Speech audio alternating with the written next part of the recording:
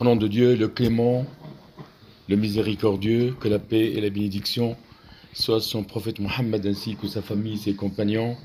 Chers frères et sœurs, je vous salue avec le salut de l'islam. Et le salut de l'islam, assalamu alaikum wa rahmatullah. Le thème d'aujourd'hui, c'est la continuité de sermon dernier sur Ar-Rizq, sur les donations de Dieu, sur les biens que Dieu nous a donnés. Et donc, le musulman, envers cette donation, comment va-t-il se comporter? Est-ce qu'il va être en plein gratitude envers Allah subhanahu wa ta'ala, ou il va être en plein ingratitude?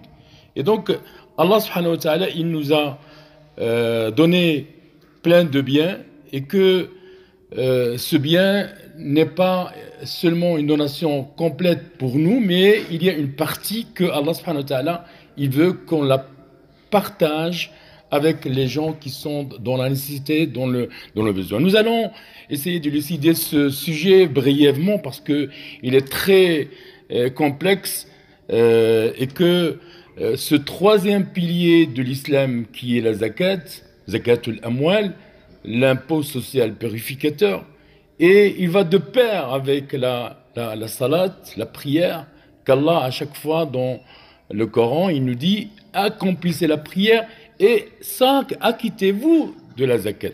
Et donc c'est une chose qui est très importante, que ce pilier de l'islam, il joue un rôle très important dans la société et qu'il va de pair avec la prière, comme je l'avais dit auparavant, et que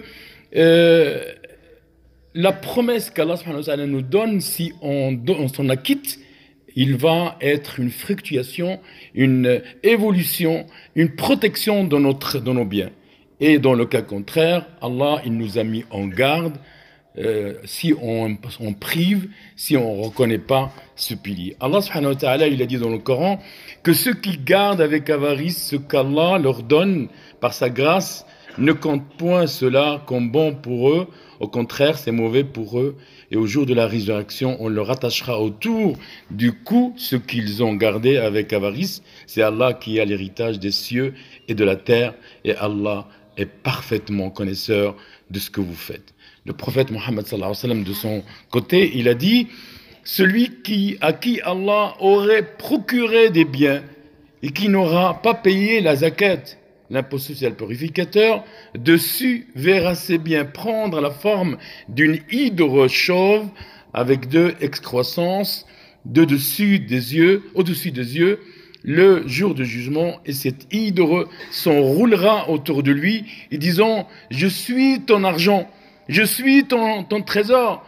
Et puis il récite le verset « Que ceux qui gardent avec avarice ce qu'Allah leur donne par sa grâce ne comptent point cela comme bon pour eux, etc. » jusqu'à la fin du verset. Chers frères et sœurs, parmi les péchés, et pas seulement les péchés, mais les péchés capitaux, qui est la cause qu'Allah subhanahu wa ta'ala, il nous prive de la pluie et des récoltes, quand on prive de donner la zakat, car Allah subhanahu wa ta'ala, il dit il n'abonde jamais l'acquittement de la zakat sans être privé de pluie, et n'était-ce les animaux, ils ne verraient jamais tomber la pluie. Jamais des gens n'ont refusé de donner la zakat sans qu'Allah ne les éprouve par la famine et la disette. Aux serviteurs d'Allah, Allah subhanahu wa ta'ala, il a mis dans la majorité parmi nous, il a mis l'amour de l'argent, l'amour de la fortune, de la puissance, cette puissance financière que Allah, il dit dans la sourate Al-Fajr, et aimer les richesses d'un amour sans borne. Chers frères, la zakat, c'est parmi les choses qui sont les plus grandes importances, c'est le troisième pilier qui vient après la prière, et que celui qui en prive, c'est comme il a commis là un péché capital. Le prophète Mohammed sallallahu alayhi wa sallam, il a maudit ceux qui privent, ceux qui utilisent, ceux qui usent de l'usure, al-riba, et celui qui interdit ou qui refusent de donner la zakat. Sachez, chers frères et sœurs, que Allah subhanahu wa ta'ala, il a dit: ô vous qui croyez, beaucoup de rabbins et de moines dévorent les biens des gens illégalement et leur obstruent le sentier d'Allah, à ceux qui thésaurisent l'or et l'argent et ne leur dépensent pas dans le sentier d'Allah, annonce un châtiment douloureux. C'est un châtiment douloureux que ceux qui oublient volontairement ou refusent de donner la zakat le jour où ces trésors seront portés à l'incandescence dans le feu de l'enfer et qu'ils en seront cauterisés, francs, flancs et d'eau. Voici ce que vous avez thésaurisé pour vous-même. Goûtez de ce que vous thésaurisez. Donc cet argent n'est pas complètement le nôtre, cette richesse n'est pas complètement la nôtre, et donc on doit sortir cet impôt qu'Allah subhanahu wa ta'ala nous a ordonné de le partager avec ceux qui y ont droit. La zakat, chers frères et sœurs, joue un rôle très important dans répandre cette mission islamique. Comme l'islam, il a besoin de se répandre dans le monde avec la conviction, avec l'évidence de cette mission. Il a besoin aussi de donations, des donations de l'argent. Vous ne seriez pas dans cette mosquée, chers frères et sœurs, s'il n'y a pas de moyens financiers. Et aujourd'hui, chers frères, je profite de l'occasion de vous rappeler à cette évidence que notre mosquée a besoin de vous. Il a besoin de vos dons. Il a besoin de vos aumônes. Il a besoin aussi de vos zakat. Et donc, il est important d'aider la mosquée pour que ça continue, parce qu'il n'y a pas de subvention d'autre part. Et donc, là, l'obligation est là. Nous avons le devoir de participer, de partager et de financer la mosquée pour qu'elle aille plus encore, pour que nous vivons dans ce lieu, que ce soit le vendredi ou que ce soit les autres jours. Jazakumullah khairan. Donc la zakat est obligatoire pour chaque musulman, mais les conditions de cette obligation, ils sont clairs. Premièrement, il faut être musulman et musulmane. La musulmane aussi, elle doit donner, s'il a les moyens, s'il a le minimum légal d'imposition. Les savants, ils ont dit l'équivalent de 85 grammes d'or. Et donc, vous le convertissez en euros et vous allez voir ce que vous devez donner aux intéressés, qu'on va en parler, Inch'Allah, par après. Donc, il y a des catégories de bénéficiaires, qu'on va le voir, il y a 8 catégories, mais il y a aussi la nature des choses qu'on va devoir être imposées, telles que les matériaux tels que l'or, l'argent, et puis il y a l'argent en papier, en espèces, et puis il y a ce qui sort de la terre, la récolte de la terre, les grains, les fruits, les légumes, etc. Et puis il y a les animaux, les bestiaux, bovins et ovins. Et donc voilà les natures qu'on peut avoir, et d'autres encore, qu'il y a des services qu'on va devoir aussi donner la zakat. Alors, qu'en est-il sur les bénéficiaires?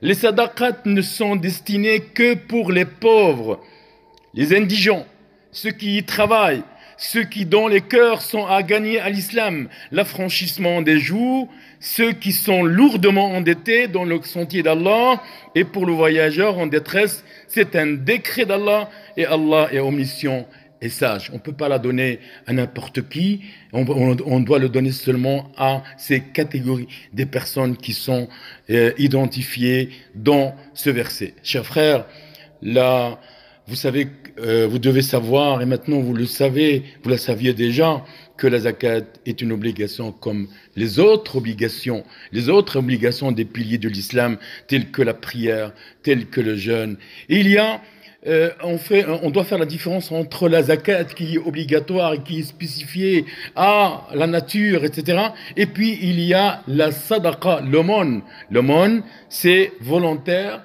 et on doit donner qu'on va donner l'obligatoire et le surérogatoire, comme on fait le jeûne pendant le mois de Ramadan qui est obligatoire, comme on fait le jeûne durant l'année. Et donc, le prophète Mohammed sallallahu alayhi wa sallam, il recommanda Mu'ad, quand il l'envoya comme émissaire à Yémen, il lui dit, tu vas rencontrer des gens qui sont des gens de livre.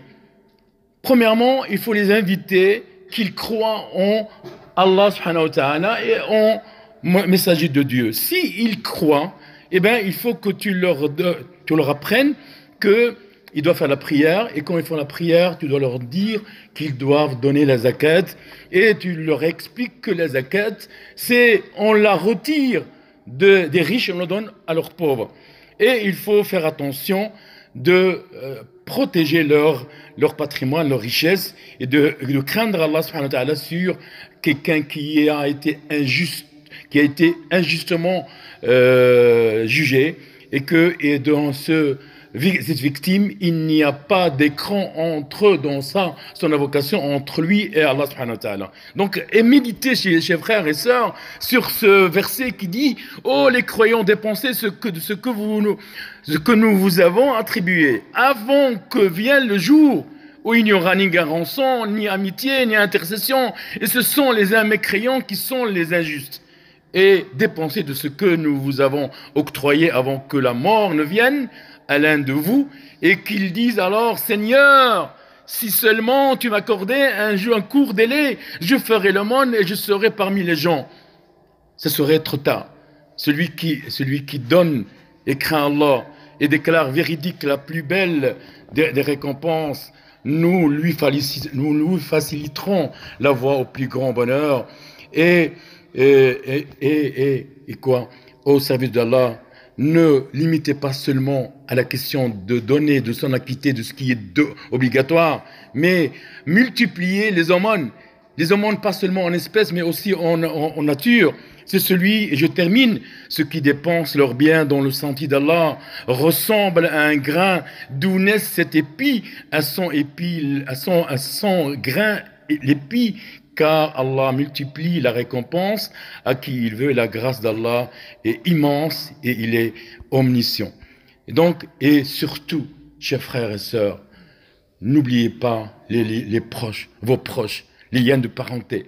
Ceux-là, s'ils ont dans le besoin, c'est leur aumône est spéciale, il est multiple, parce que vous allez donner une aumône et vous allez rapprocher les liens de parenté. Wa astaghfirullah li wa lakum wa li jami'il muslimin. Assalamu alaykum wa rahmatullah.